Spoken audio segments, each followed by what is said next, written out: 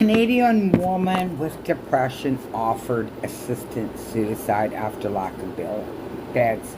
Now I could find endless amount of these stories. I'm only going to do one more, and yeah, they really harm me inside because I know I qualify. I know that if I ever have a PTSD episode, I could find myself murdered by the Canadians before I get my mind back.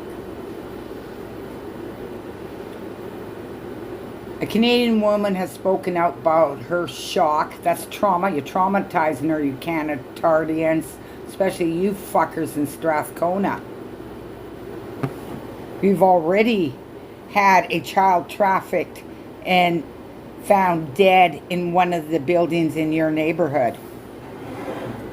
Kids are dying in your school neighborhood at age 10 from hard drugs to the poor downtown east side kids that share a school with the Strathcona kids.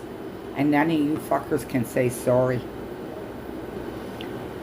A Canadian woman has spoken about her shock, it's trauma, after being offered access to assisted suicide rather than being able to see a psychiatrist when she went to the hospital with feelings of depression and homelessness, probably because they have saving the druggies in the mental hospital. If they don't have enough beds, it's because they're looking after the mental druggies. They do not qualify for the MAID program.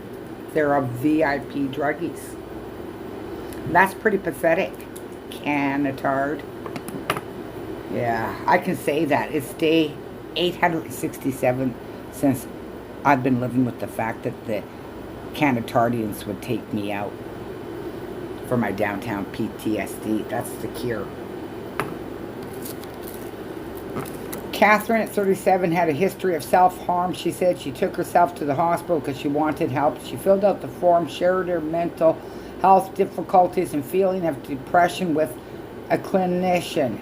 Despite wanting to stay at night to be treated by a psychologist, she was told there's not enough beds. Instead, she was asked, have you considered MAID, medical assistance in dying?